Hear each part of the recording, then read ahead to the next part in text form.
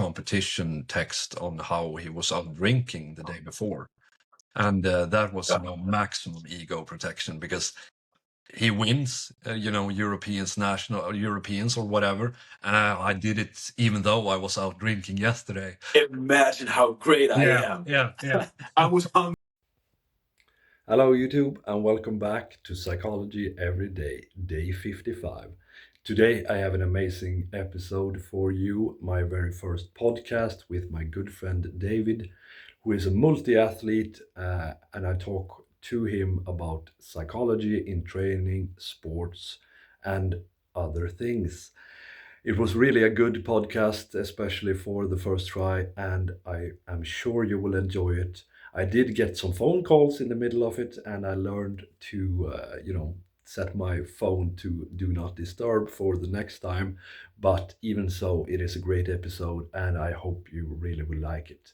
So let's roll the introduction for David, and then we get on with the podcast. Have a great day, everyone, and you will by listening to this podcast.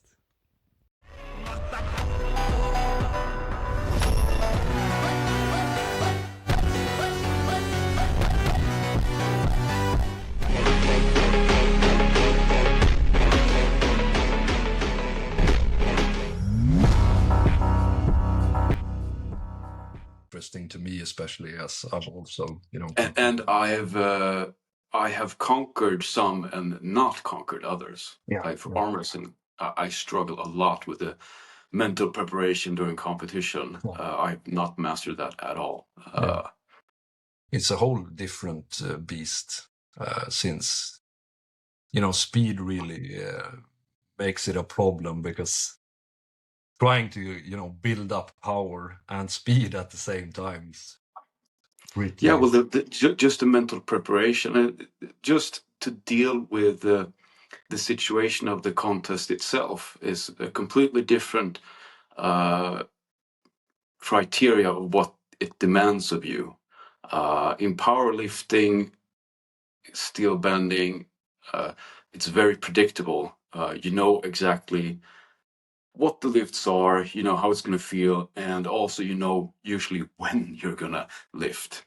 With arm wrestling, you have the difficulty of not just only not knowing your opponent, but the tournaments themselves are very chaotic, and you usually don't know even when you're going to start.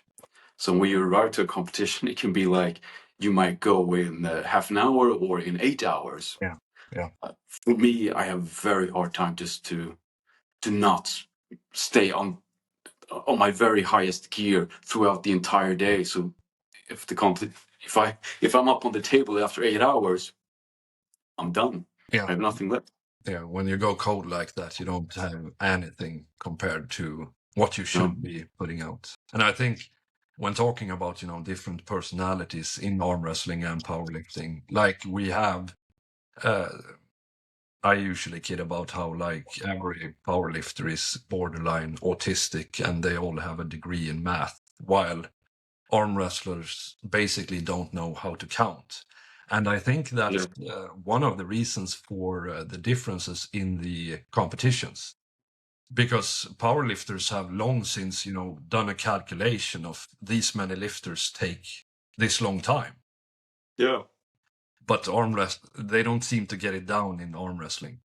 And the sport itself is like, to get stronger, it's basically math. Yeah. Lift these weights for these amount of reps for these sets. Yeah. Over this period of time. Yeah. You're going to get stronger if you do everything correct. Yeah. But with arm wrestling, you can't really, you can try to break it down into pieces and grow strength in particular areas. That's what I'm trying to do now. But it's so difficult with arm wrestling. Yeah, but you have to be. You look at Todd Silla, right? And he has managed to take the powerlifting elements. And I think that's the best. I think a lot of the remnants of this kind of arm wrestling training that you're talking about is just stupidity, right? People just maxed out all the time in everything. Yeah. It's like 2005 powerlifting, basically. Yeah, and what you mentioned the other day, or maybe it was today, about delusion. Yeah.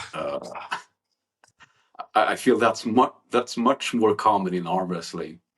Yeah. Uh, Well, there's a big difference in because you can see the numbers in powerlifting, right? yeah, you can't see the numbers in arm wrestling, so it's Yeah. much more easy to delude yourself. Yeah. I delude myself all the time about what I can do and what I can't do in Yeah. arm wrestling. And I really think that's a good thing in Should arm we just wrestling. start the video, the recording? I already started it a while ago. Oh, okay. Oh, we're already on it. Oh, okay, yeah. Uh, yeah, but yeah, arm wrestling is very different in that aspect. Yeah, I found that, when talking about, because I talked in another video about how to overcome fear, Yeah. which is very interesting in the context of arm wrestling, because Travis Bagent, who I think is one of the smarter guys in arm wrestling, he claims that he needs the fear to be at his best, because that is when he sort of panics and, super quickly retreats. But I find it difficult. Do you? What is it like for you when you face someone who you're afraid of versus someone that is, that you can handle easily? Uh, I think I'm the exact opposite of Travis Bagent.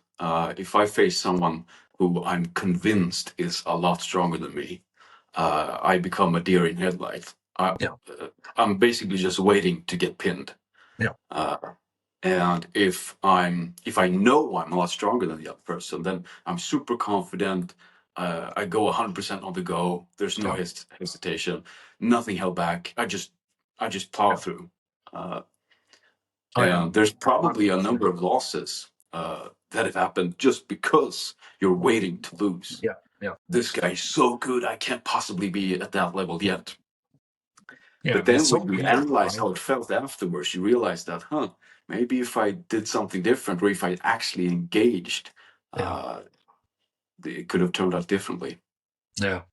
And I wonder if that is because we started out, past the age of 25, and he started out at like the age of 6.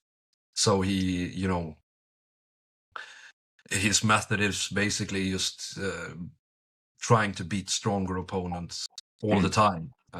And for us, it's more like when you come from powerlifting or whatever, it's not a great feeling worrying about, will this weight crush me, right? And then you No, tense up exactly. and then you become slow, right? Yeah. And Uh, I think that for us, perhaps it is better to cultivate more delusion to the point where we think anyone is beatable. mm, mm. Because that's doable to me. I can't do the fear thing. It doesn't work. Yeah, yeah, yeah. So you were saying But about what I delusion. was saying is my strategy is to Yeah, become a complete master of the competition environment. yeah, If something surprises me, and there's always a possibility that something might surprise me, I've still been through that particular situation hundreds of times. So I can adjust accordingly without even thinking about it. yeah, With steel bending, if if I'm bending a bar, I know exactly how hard it's going to be. Particularly if it's a rated bar, because in the sport of steel bending, we've tried to made it like, how do you say, what's the word I'm looking for? Uh, well, measurable. yeah, So if you take like just a regular hot rolled steel bar from Sweden and from somewhere in Russia or Brazil or whatever, there's going to be a difference strength wise. So what you do is you load up the weights, you attach weights to the bar, and you just see how much it takes to bend it. yeah, It's a very straightforward way. But if I'm bending something, I'm not 100% sure how it is. I have like several different techniques that are suitable for each specific position. Like if a bar is particularly hard during the start of the bend, I have several different techniques I can utilize. If the start of the bend is very easy, I can transition quickly to the next position and the next and the next. I might even have a plan of how I'm going to execute it. And midst of bending it, I'm doing another strategy because just my original plan didn't work, or wasn't suitable for this particular bar. I just go through it without thinking about it because I've done it hundreds of times. Over many, many years. Yeah. I think eventually you can become similar with arm wrestling. If you're like a jumper saying Devon Larratt or whatever, because when I'm on the table, even though I'm fairly technical, but I'm not a wizard on the table, but I'm fairly technical. I can top roll with efficiency, I can hook, I can force myself, I can transition, but as soon as I face someone, I'm I'm close strength wise. All of that goes out the window, and I just like you don't even try to transition, No. and even if you try, it feels impossible to do so. Yeah. So you're just sort of stuck with what Yeah. you chose from the start. Yeah. Uh, It's sort of like your brain locks up when you have yeah, to yeah, yeah. The exceed your. reptile brain just takes Yeah. over, and it just Yeah. forces you to just push as hard as you can. If it doesn't work, you just push harder Yeah. or pull harder or whatever you're doing. Yeah. That's very This interesting because past in cognitive psychology and neuropsychology, they talk about how little bit processing we actually have.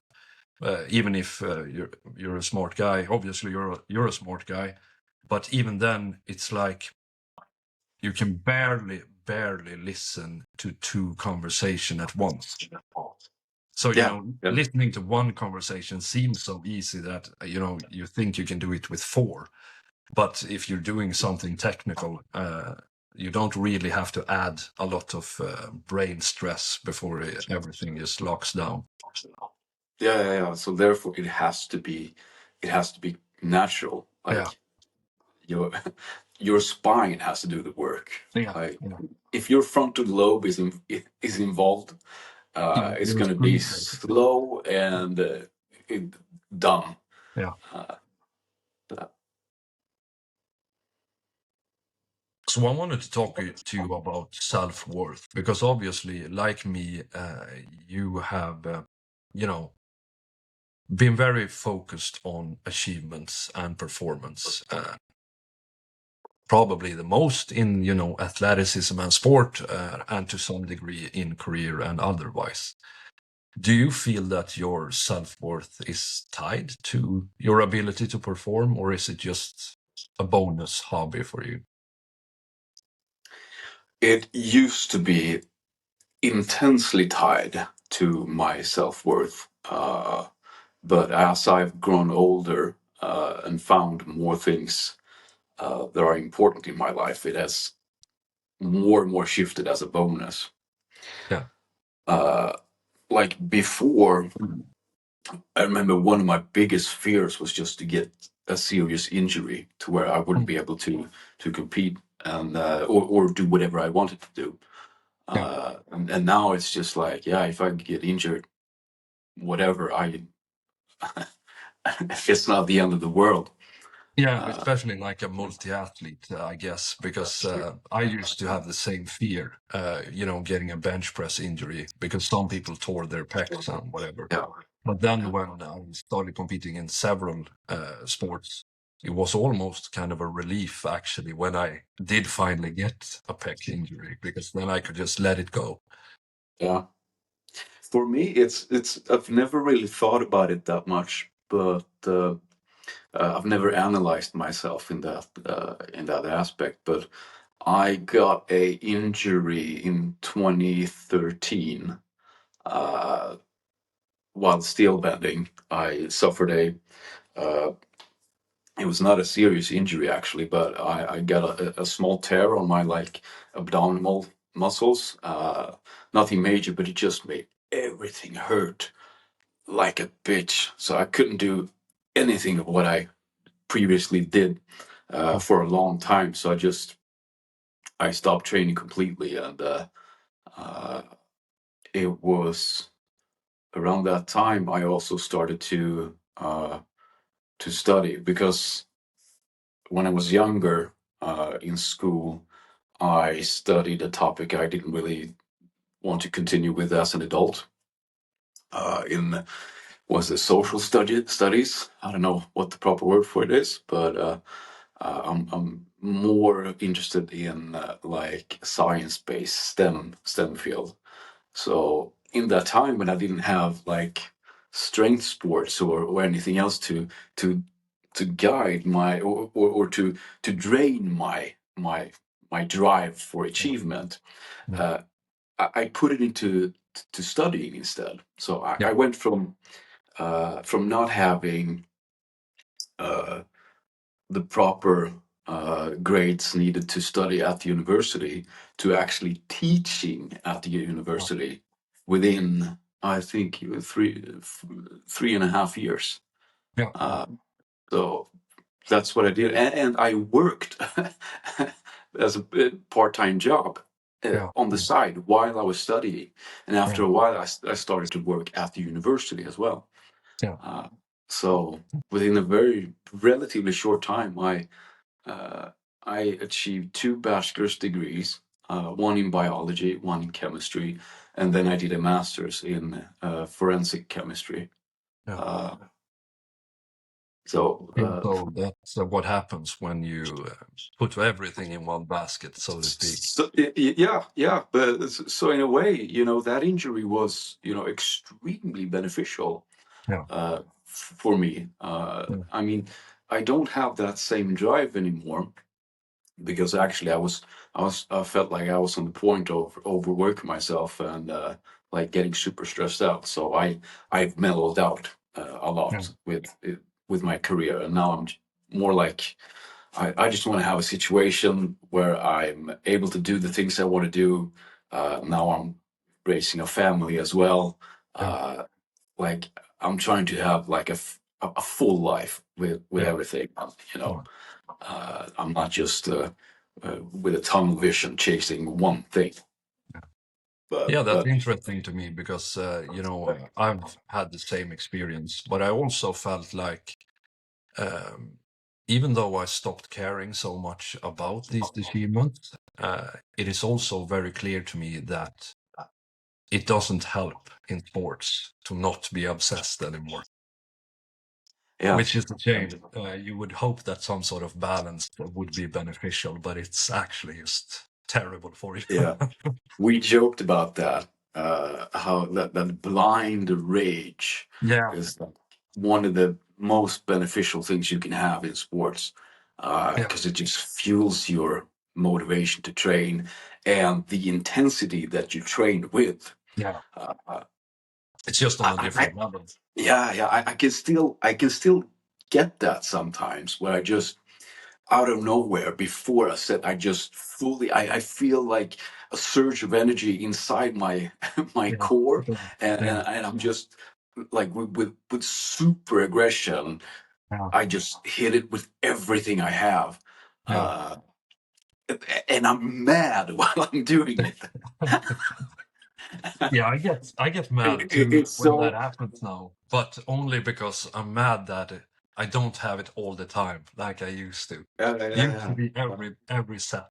yeah, yeah, It's yeah. amazing. Every set, or almost every set, I Yeah, uh, for hours on end, and now it's yeah, like yeah, every once in a while. yeah.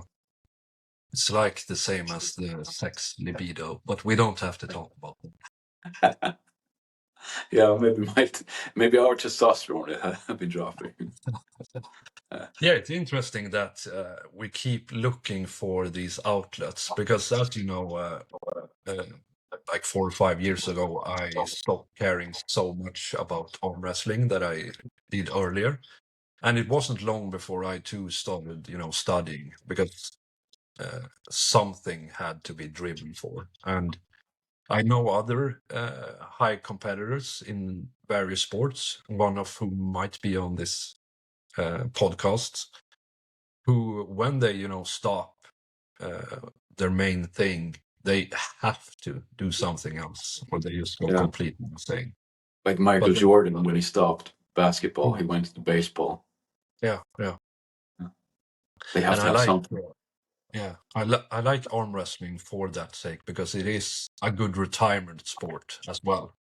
Yeah. Because as we've seen, you can be like 50 years old and still good. You'll be older. You can be Yeah. 60, up towards 70. Yeah.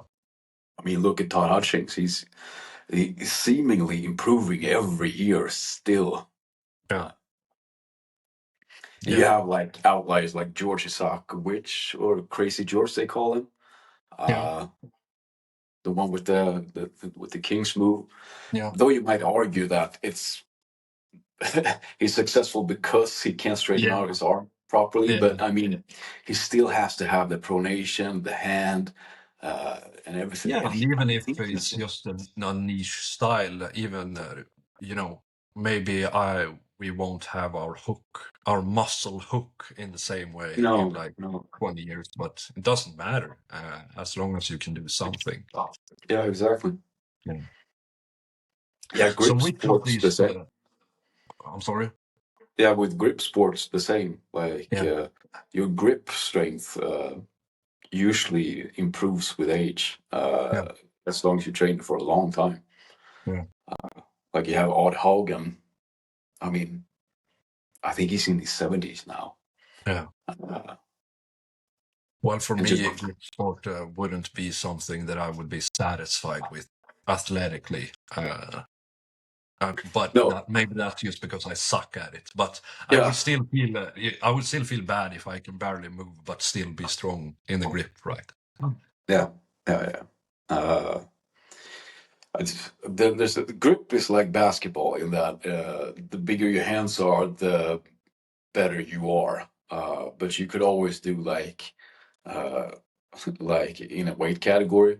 Like Yeah. if I compete in grip, I'm not gonna compete in the super heavyweights because structurally I'm not a super heavyweight, Yeah. and I can't compete with their numbers. So if there's a weight class 80 kilos, 90 kilos, I'm gonna stay there because Yeah. that's where I'm gonna compete. My hands aren't like Mark Felix. I have decent sized hands. I have big hands actually, but I'm not a Mark Felix with like 9-inch hands or Mm. whatever. Like That makes a it's huge difference in grip, I've found. yeah. And with a smaller hand, it's difficult to compete. Yeah. And I don't mind competing in something that I'm bad in if it's very fun. So arm wrestling for me, That's even why though that's why we're in arm wrestling. yeah, exactly. Yeah, I mean, I've I'm mastered garbage in. I've mastered almost everything I've ever done. Even in grip, I don't see myself as a particularly li- like I'm an okay grip athlete, but I've still won every grip contest I've ever entered in my weight Yeah, class. yeah, Uh, every one I've won, and I don't yeah, see myself as that good. yeah. Uh, but with arm wrestling, it's like, I mean, we're decent. Uh, I mean, Well, we're not dog shit, but no, from our there's very few people in the world that's gonna come from the street that's gonna be able to beat either one of us. It's gonna have to be like a big, like genuine freak. yeah, Uh, Usually, if I'm arm wrestling just normal office people or even like blue collar work contractors, usually I yeah, can't even feel them. Uh, yeah. I but mean, the only example I have is when our teammate Simon, who is one of the yeah. best in Sweden, he came in and had been going at it for like a month, and he was stronger than me uh, in the right. But even then, if he, in a real competition start where there are slips and straps and all this bullshit, You could he wouldn't. still eke out a win against him. Yeah, yeah, And he's a freak among freaks. yeah, exactly. And I'm sure there's even bigger freaks if you look at the whole world. But Yeah, I mean, in in my head, when I considered, like, I've met many freaks, Yeah, but but Simon nothing was like him. like, it was just on a different level. Yeah, yeah. Uh, Just absolutely insane. yeah, and that's why, like, he's one of the better pullers in Sweden in the open weight Yeah, category, yeah, while still being, a noob, yeah. essentially. I mean, he has a few years in the sport now, but technically, he doesn't have the same Yeah, he amount has of the experience as curse the of others. strength, unfortunately, where it's a real advantage for people who start out as kids, because then you're forced to become technical. For Yeah, someone like him, it's a problem, right? Because it's not yeah, because fun. everything he does works. Yeah, So, yeah. No he feedback. doesn't. Yeah, no feedback. Yeah. I wanted You were to about talk to more ask about me. the different sports, because you talked a little bit about how they differ and how your mindset differs. So let's start with the pole, uh, perhaps the sport that you have done the least of the major ones.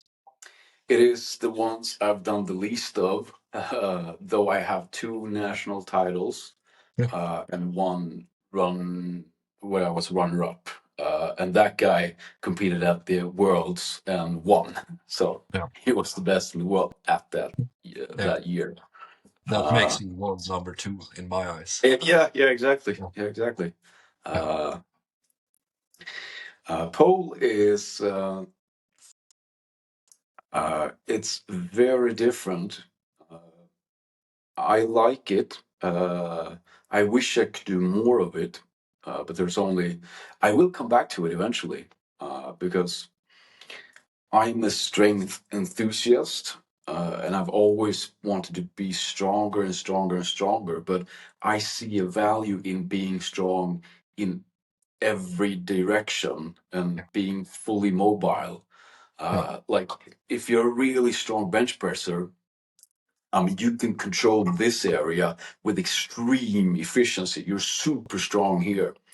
You might be super strong there too, but if you go to all these weird angles, like, you have to have full mobility in your shoulders. You have to be super flexible. I mean, at nationals, they have amateur, like, they have several different, like, skill levels. They have elite, professional, and amateur. It can sort of be translated to pro K1 and K2 in arm wrestling. In amateur, it's like assumed that you have like a perfect split. yeah, yeah. So so Yeah, the that's a elite pretty. have to be like, yeah, that's the least requirement. Yeah, But yeah, competition wise, it's uh,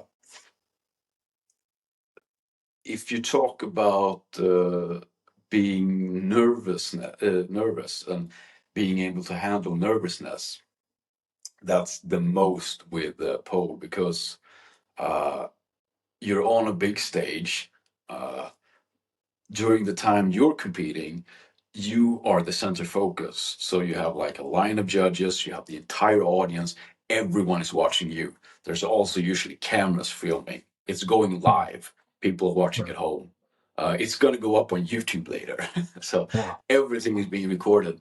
Uh, and your outfit is usually, because you have to have like skin contact with the pole, because if you're fully clothed, you're just gonna slip, yeah, because there's no friction with the, like, because it's a polished steel yeah, surface, like a smooth steel surface, so you yeah, don't have any friction between fabric and steel, but you do yeah, have friction between skin and steel, yeah, at least if you're warm.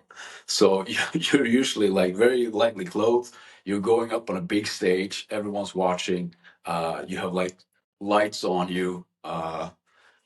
And that's a completely different environment. Like, if you step out and just everything hits you in a different way where you didn't expect, like the sounds difference, the lighting is confusing you. You're gonna go the pole. You have two poles, and they're 4 meters high, mm, and you're gonna be like 4 meters up. And I used to be a very dynamic pole athlete, so I did like different forms of flips and turns and twists. So I'm basically going 4 meters up in the air, and I'm gonna do a flip where I I go around and I release the pole, and then I catch the pole while I'm having a light in my eye, so I can't even see the pole. I just have to sort of trust where I know where it is, Yeah. and if I miss, I might die. Yeah. So And you did injure yourself in pole, I right? did. I Yeah. did. It was it was a competition category where they call it ultra because it's Mm. like the ultra category, Yeah. and in that category you're expected to improvise and Yeah. completely freebase. Mm. Of course, you always have like a routine in your head. Uh, like I'm gonna do this trick and that trick and this and this. But you're awarded more points if you observe your opponent, you see them doing stuff, and then you take that and add it into your own routine as you're doing it. So Yeah. you have to be very fluent, and you can't really like you have to be very experienced. So I did like it's called a phoenix where you like you twirl around and you go up, and then I wanted to go up into a human flag, Yeah. but I was turning around the pole, uh, and uh, I was facing the audience with my back Yeah. while I was in the human flag because I over rotated, and I was like, Yeah. shit, it's gonna look really bad if I'm just turned away, Yeah. because it's going to signal that I don't have the proper control to not spin away from the audience. So I decided I'm going to do a slightly different trick. Instead of Yeah. just doing a human flag, I'm going to do like a back bend while I'm in the flag. So I'm going to Yeah. twist myself. Uh, and there's a photograph of me in that exact moment as I twist myself around back. It's a really cool photo, actually, and was super good. But as I did it, I had so much momentum with my body. I had to like really force myself not to continue and rotate out of the flag. So I just felt my shoulder just release instantly, Yeah. uh, and I dislocated my shoulder where the uh, the bony part like moved forward out of the socket this way. I was still holding on to the pole, and it just slipped back in, and I just continued.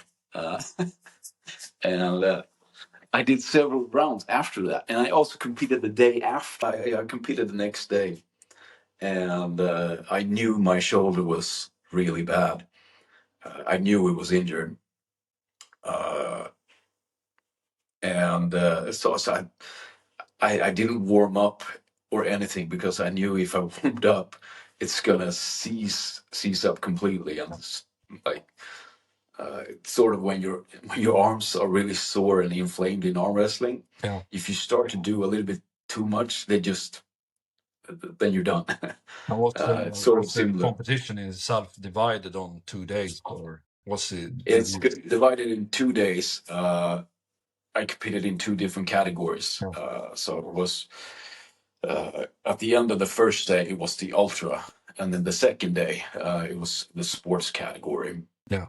And the sports category is very different from ultra because, as I mentioned, in ultra you're expected to improvise, but in Mm. sports it's completely opposite. You have an exact routine. The judges will know every trick you're gonna do beforehand, Yeah. because it's exactly like gymnastics. Because in those types of sports, you'll have like several different judges that are going to watch your routine, and each judge have their own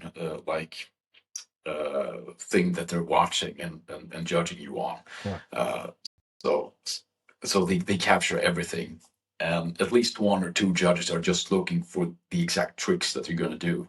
Like you're going to do a human flag, you're going to do like a certain strength trick or flexibility trick, and they're looking at it and seeing, okay, does this meet the requirements? Yeah. Uh, Usually the routine is also with music. Well, not usually, it is with music, and there's a very artistic component to it.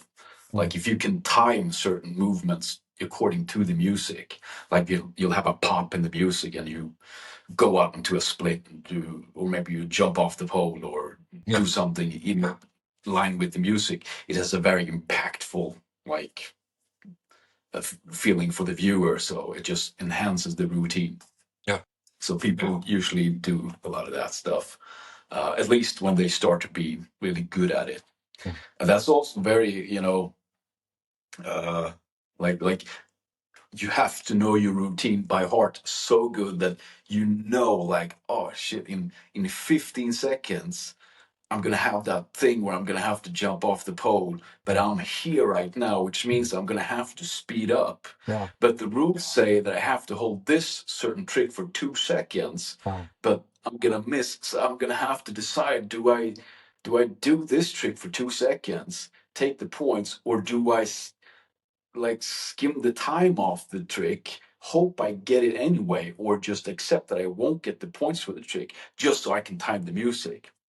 So Yeah, it it's seems like a wonderfully technical sport. I really quite like it a lot. I'm looking forward to when you get back into it because even though, I mean, I think bending is amazingly impressive, and anyone who has ever touched one of these bars understand that it's just insane. you should see what bars out now. I'm in my gym right now because I'm gonna cut up some steel. One of the bars I've got is just absolutely ridiculous that I'm gonna try.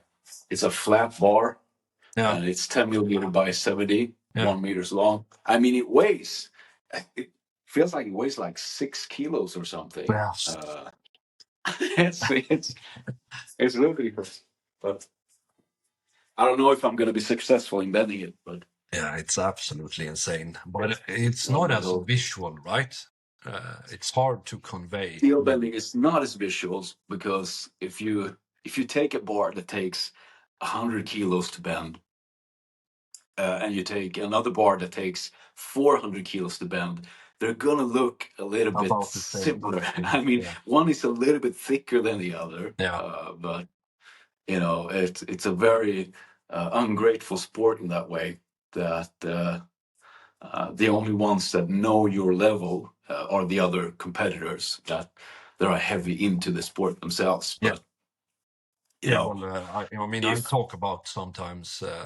I talk about you sometimes and bending, and the thing that has impressed people the most when I talk about this stuff is actually, the little nails that you make into animals or hearts or whatever. And that's not really the difficult thing for you, but No, that's something I did for fun when I wasn't even training actively. Yeah. It was just I took these nails and just bent them into different shapes. Is there anything that would be suitable at your level? I've seen you bend a crowbar, but is there anything that would be as visual as your level, would you say? Or have you thought about something? To make it visual to an audience. Yeah. I think these flat bars might actually be pretty visual because they just look so big, and they're also heavy. I mean, the one that I showed you, that one's probably pretty difficult, but you can take a bar that looks insane, and if you hand it to like a member in the audience and ask them to pass around, they're gonna feel like it's a 4 kilogram bar of steel. They might try to bend it themselves, and steel bending is a very technical sport where if you haven't done it a lot, you're usually not good at it. Yeah. And also there's also a pain and durability aspect. If someone who isn't like conditioned to Yeah. bend over their leg, it's just going to hurt too much, and they just stop before they fully engage. Yeah. So you can have a bar that's very easy, Yeah. actually, hand give it, and no one's going to bend it. And then you take it back and you just fold it. Yeah. So It's very fascinating to me in a more technical manner because you sort of have to have some sort of all-in thing. I think of it the yeah, same as when they break bricks with their hands. If you don't if put you hesitate, it's not going to work. yeah, and I really thought I would be good at it because my strength lies in deluding myself to the point of extremity, but I could never really get it to work, and I think it's just too isometric or something like that. Well, bending steel or breaking bricks? Bending steel, I haven't tried yet, but I Bending might. steel it's so technical. It's there's a threshold you have to pass first. You can be extremely strong, like you can take horseshoe bending is perfectly a perfect example for that. Most people, the first time they try a horseshoe, they just can't put any force into it at all. You could be Brian Shaw, and he's gonna suck at it. Yeah. He's gonna take, like, I could take a horseshoe that I literally wouldn't even care to warm up with. Yeah. I could probably take two of them, Yeah. weld them together, and use that as a warm up. Yeah. I could take one of those, give it to Brian Shaw, and I mean, I'm not saying that he couldn't do it, but like he might be able to. But most people, even if they're very strong, they're not going to be able to do it just because they can't put any force into it. Yeah. It's like asking someone to do like a squat while they're standing on a slack line. Yeah. Like if you don't have the balance, Yeah. it doesn't matter how strong you are. Yeah. You could be the strongest person in the world. If you can't balance it, you're not going to be able to squat 40 kilos. Yeah. It's the same way with horseshoes. The funny thing is that I used to hand people like horseshoes to Yeah. see what they could do. Mm. So I know kind of what people can and can't do. Yeah. And the interesting thing is that the hardest shoe a non-steel bender has ever bent, it's actually a female. Really? It's a pole. Yeah, it's a pole dancer. Mm. Yeah. Yeah, and I used to hand out shoes to people in the powerlifting gym Yeah. and at AKK in Örebro in Sweden, and like they were okay, like, but they couldn't budge like a shoe that she could. Yeah. But you know, when she did it, it was just like she just got it. Like she just had the technique without ever having done it before. She just automatically like went into the correct position and it just worked.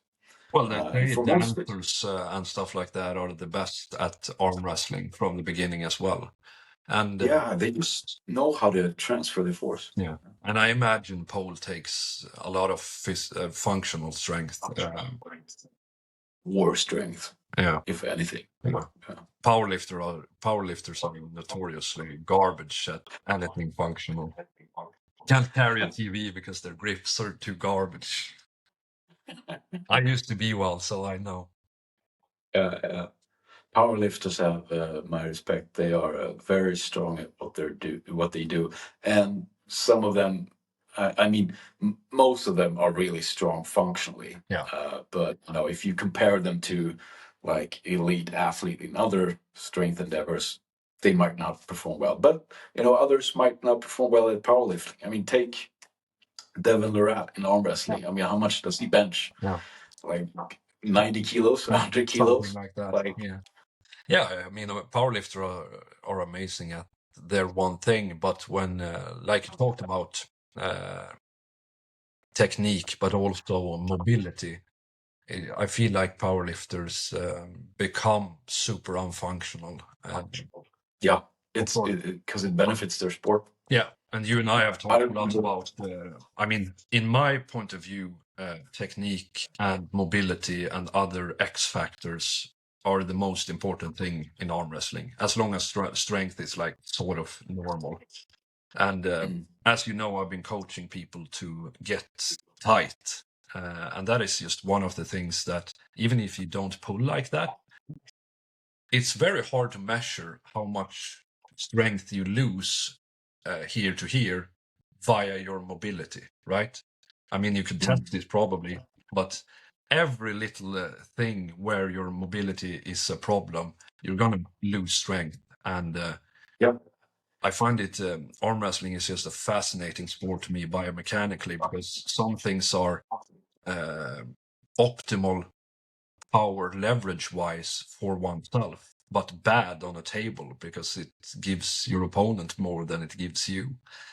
And then vice versa, right? Sometimes you do things that are feels like garbage, but it's worse for your opponent. Yeah. And but if your mobility is bad, if I want to be close in arm wrestling in a really tight hook, I mean, if I'm tight, if I'm like a bodybuilder or something, and I start to get tight here, and when I go to this range, the muscle itself like starts to like counteract, and maybe my elbow is very stiff here. You know, I'm not only just working with my opponent, I'm also pulling against myself. Like, so I'm losing X number of kilograms just in my own arm that the opponent isn't feeling. So if you're super flexible here, you're super flexible in your cup, pronation, everything, then it just means that every pound of force that your muscle is producing goes into your opponent. It's super fascinating, right? Because being tight, if it's easy to measure that you are weaker the tighter you are, but yet it's better to be. It's a fascinating subject. So talking about arm wrestling and bending and pole, obviously there's a completely different aesthetic. But what kind of personalities are in the different kind of sports?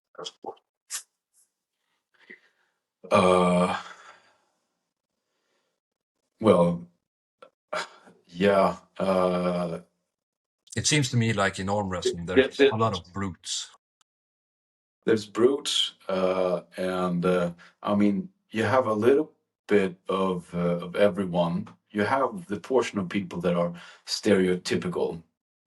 Like if you talk in pole, you have there's like categories of people. I used to think that I was like alone, but then I realized that because I'm not very artistic and I don't have a dance background the same way as most of the others do. So I just saw myself as like an athlete that I just want to move well and control my body. Sort of like a calisthenics athlete, but I also want the flexibility and the mobility. So it's just, I used to think that I was alone, but there's plenty of people that are like me, especially if you look like in a broader, like out, not just in Sweden, but outside in the world. Like Dmitry Politov is like me, but 10 times better. There's actually a guy who's I don't know if he would identify himself as an arm wrestler, but he has competed in arm wrestling. I forget his name. I think it's Nils. He just won in Sweden's national in the ultra category, and he has competed in arm wrestling in the K1 class, in the amateur class, a few years ago. I don't know how much he actually pulled, but he showed up for that competition at least and pulled. So there's people like me, but mostly you have stereotypical people that are like, they're in touch with their feelings. They're very artistic. I'm sure I'm not well versed in psychology lingo, but I'm sure you have categories for people that have a tendency to be very artistic and in close with their emotions. And I forget the word. It's openness in Big Five. Openness. Openness. Yes. Like you have a lot of that. You also have the powerlifting type of like the almost autistic nerds, like people that really break it down and like to one specific trick, and they chase different tricks and then put it all together, almost like math. Like they're trying to create the perfect routine through math, like. And they chase numbers like, okay, if I do these amounts of tricks, I'm gonna get that many points. Can I do that? Like they look at the rule set and they just mathematically try to produce a routine that produces the most amounts of points, instead of creating a routine that they want to use to like communicate their artistry to the world. So you have all kinds of people in Poe. Yeah, that's good, right? For the variation. Made me think of when you talked about the technical people. Have you seen the? I don't remember what the trick is now, but it's a breakdance or a breakdance trick which people have been chasing for like 20 years. Like it's a double aerosol or whatever it's called. Have you seen it? Uh, Probably. I don't recognize the name though. I used Something to. with a super double flip, and then they have to land on one hand, and people have been chasing it for like 20 years. People are waiting for the first guy to be able to pull it off. Yeah. One guy did it, he landed, but then he touched with his elbow, and that is the closest anyone has ever gotten. Yeah. So, if not for those guys who, just do the one thing, we wouldn't have the super amazing single tricks. So it's good that there's variation, right? Yeah, definitely. So if you were to, advise someone who wants to be good at several disciplines at once, like sort of, what is your thinking about basic training that you do all the time, or is there no basic training that you do all the time? How do you juggle these things? It's very difficult. I've never really programmed my training. I have long-term goals, and I juggle my training around those goals. Yeah. Like right now, I'm focusing primarily on steel bending. Yeah. I have a particular horseshoe that I want to bend. And once I've done that, I'm gonna taper off the steel bending. And then I have a grip strength competition in September, winter grip 2025. Hopefully I'm gonna be able to finish my steel bending goals so that I can then focus on grip. But I'm already training my grip right now.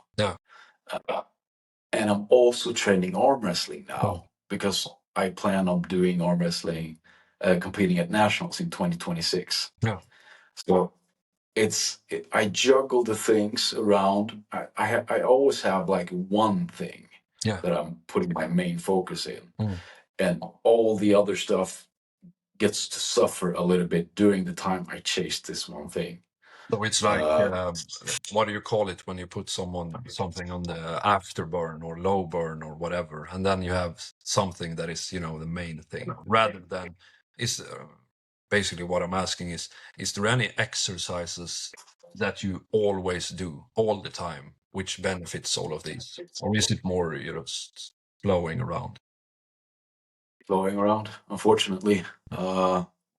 It's not so simple. Well, there's always the fundamentals in like pull-ups and stuff like that, because it benefits everything. Like if you're strong in pull-ups, it benefits your arm wrestling, it benefits pole, it benefits steel bending. Maybe not the best steel bending exercise, but having a strong upper back and lower back is always good. So there's a number of exercises that I do also because they're easy to do. Like do a set of pull-ups. You can almost do that anywhere. Yeah. So, but I feel like I'm terrible at answering this particular question. But I mean, training has been such a big part of my life that it's so ingrained into my personality and what I do, and I've been doing it for so long that you know you can talk about muscle memory. I've like I've spent so much time on a particular thing like horseshoe bending or whatever, so that it's always kind of there. Yeah. Yeah. Like as long as I'm not super injured, Yeah. it's always kind of there, and then I can peak for it. Yeah. When I train it intensely for a period, and the other stuff they're also there because I've had other times where I peak for another thing. Like I used to be able to do like a human flag with a person standing on my side. Yeah. Like if I do a human flag now, I don't think I can do a human flag now.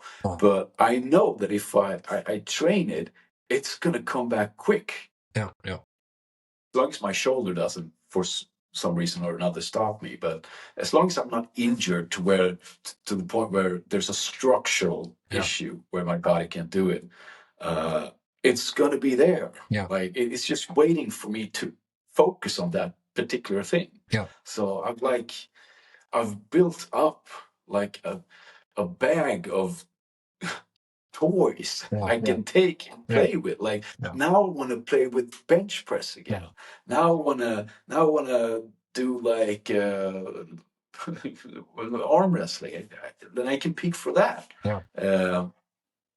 And you know, and it's not the best thing. If I wanted to like become the absolute best arm wrestler or whatever, then obviously you have to put all the resources into that one thing. I've made some compromises where like I wanted to be able to do a lot of different things. So I take a little bit of everything. Like, yeah, maybe I could have benched 170 kilos. Like my best ever is 160, not competition approved. But many years ago, I did 160 as my very best gym bench, pounds on the chest and everything. Maybe I could have done 170 or 180, but everything else would have to suffer. And it's just not worth it for me to do that. I feel exactly the same. I also value the sort of general athleticism more now, at least, than a specialty like that. Because as we've talked about, it would be better to just probably arm wrestle 3 times a week and then lie on the couch, right? But it would be horrible for our self-worth and identity. I would arm wrestle 3 times a week if I knew or maybe if I wasn't deluded enough to think that I had a good chance of actually becoming the best in the world at it. Like if East versus West was just around the corner for me, I just had to be a little bit stronger. Then I would put 3 times a week. Complementary exercises, recovery work. I would put all the focus into arm wrestling. If I was good enough at it to where I could make a living out of it, then I would definitely do it. But now, for me, like arm wrestling is just a fun thing, partly because I know that even if I put all my resources into it, I'm gonna be like maybe. I mean, if the planets align, maybe I'm gonna be 3rd at nationals instead of a 7th or 8th. And the thing is, for me, the more effort I have put into arm wrestling, the less fun that 3rd place is. If I'm just doing it casually and I get 5th, I'm like, yeah. But if I put my life into it, Yeah, you and me both. We have a history of performing well in other sports. Yeah. So I mean, like a third place, yeah, sure, it's better than coming fourth place. Yeah. But I mean, I'm used to, like, if I invest myself, I perform well at it. Yeah. And again, I don't want to downplay my arm wrestling ability. I'm gonna be able to beat most people, maybe even most of the people that's watching. Especially Tom coming up. Tom, Yes. I love in our private chat how I want to make a joke about me being delusional about beating him, and then I because I'm actually delusional, it goes over from being a joke to actually being like having a fight about who would beat who. It's so classical. We Uh, need to make a video someday of our private chats and just completely black out like 70% of it. yeah. If I'm gonna be honest though, yeah, Tom would beat me left hand, yeah, for sure. He crushed me I last mean, time. what do you say? He crushed me last time, and he's gotten a lot stronger. So He's gotten stronger, and like I've pulled and trained with him a lot. I know that there's like places where I can, if we end up there, I can maybe possibly win, but I'm not gonna end up there. yeah. Like I left hand, he's got me. I know that. If I beat him, he's either like made a mistake, or he's having a bad day, or he's trained too much to where he's uh, like partly inflamed or injured. Yeah. Like, I yeah, wanted to. I'm a good puller lefty, but Tom's better and stronger Yeah, for it's sure. almost like he's a natural lefty. So quite crazy how big the difference is, because I'm better left as well, but I demolished him right hand, and he Yeah, crushed me left hand. So he must be. his right arm is like I think his injury is holding him back a lot, Yeah. because there's a huge difference between his left and right arm. Yeah. I Yeah. wanted to. I Which, actually have like 5 more questions that I wanted to talk to you about, but perhaps we'll have to do another episode someday. And I yeah, sure. wanted to talk about ego protection. We have talked about ego protection, which is basically an umbrella concept of coping. Mm. And do you think it's good or bad to ego protect with these sort of techniques? Depends on how your ego protecting. I think it can be good to ego protect when you're like you're lying to yourself about your own ability. Yeah. Like, that's good, but ego protection for me is also not trying. Yeah.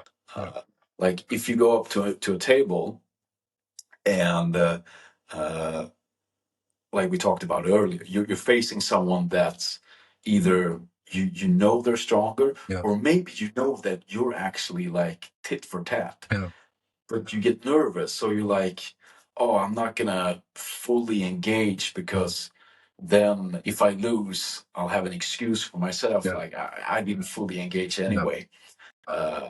Like, so it's deer in headlights syndrome, where you stop acting just because you'll have an excuse for yourself to why you did poorly, or you'll do like a workout the day before, Yeah. like, oh yeah, I was tired that day. Yeah. Yeah, because you worked out the day before. Yeah. Why did you work Yeah. out the day before? It was a classic in powerlifting. One of the best guys, super duper mega talent, used to write in his post competition text on how he was out drinking the day before. And that was, maximum ego protection, because he wins, Europeans or whatever. And I did it even though I was out drinking yesterday. Imagine how great I am. Yeah. I was hungover, Yeah. and I won. Yeah, and if you lose, then still won. I was out drinking. It's Yeah, so stupid. Or brilliant. Perhaps, yeah. great marketing. I actually thought about, I don't want to give someone, call someone out in arm wrestling, but because I love the guy and he's a huge talent, but I almost feel like RVJ does this sometimes, where he doesn't train enough to have this sort of excuse for himself. I think so too. I think I think he's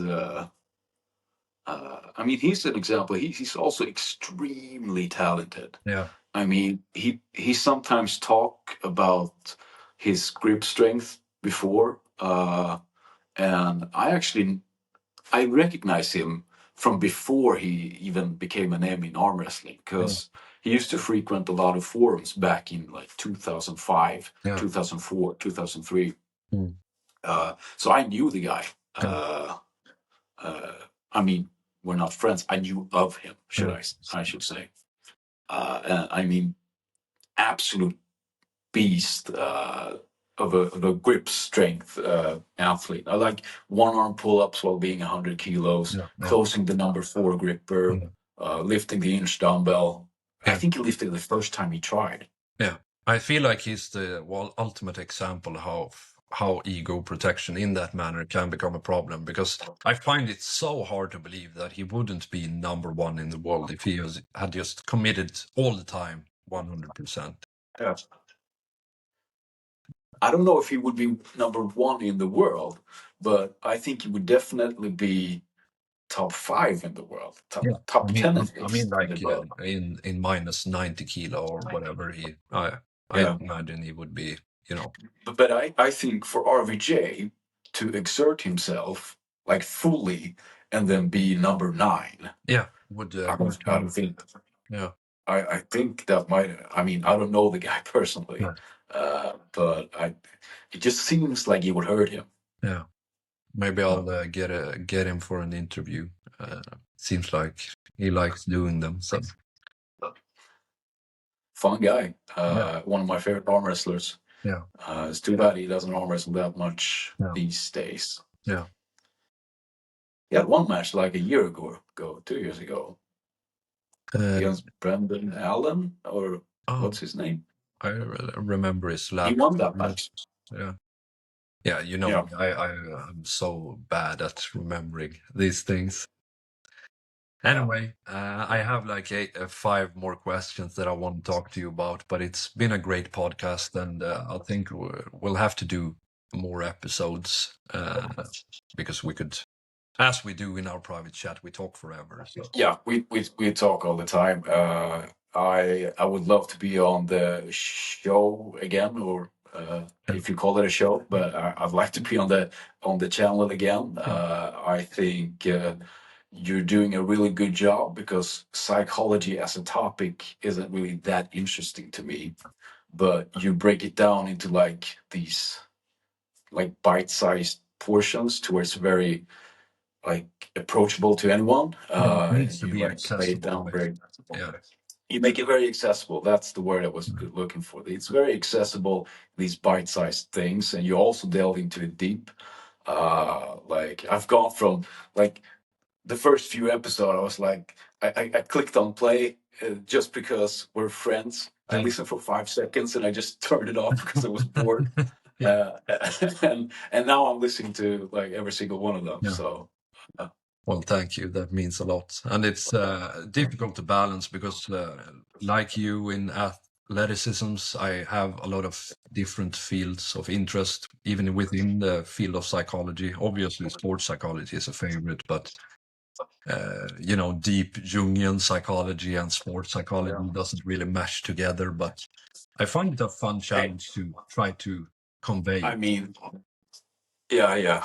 You're still early on. I mean, if your channel were to like blow up, you can think about algorithm stuff later. Like, I mean, if you look at the big YouTube channels, they keep within an algorithm. They don't do anything outside of it. And if they do something different, they create another channel for it, just because, people that are here for the psychology stuff, they might not be interested in the strength training stuff. So they're like unsubscribing because this wasn't what I was here for.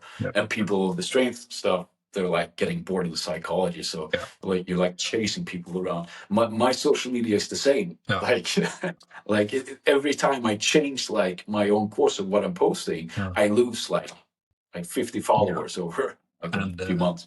I think something important for me is to not even worry about that stuff too much, because I Yeah. do get some comments that they like the sort of grassroots and they're tired of the polished, YouTube stuff.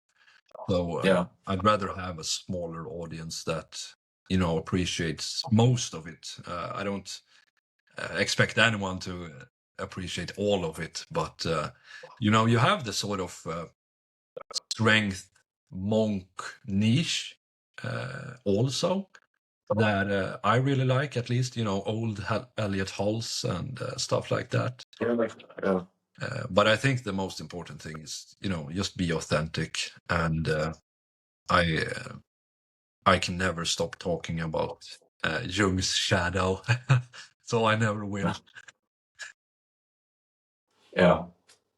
Anyway, Yeah. Well, you're doing a good job. So thank you so much, and thank you for pioneering the first podcast episode. People will look back on this when I have 100 million subscribers, and you will be oh my the God, first it's one. David. He's amazing. Yeah, exactly. Anyway, I'll see you in the chat. Have a good evening. You too. You too, my friend. Bye. Bye-bye.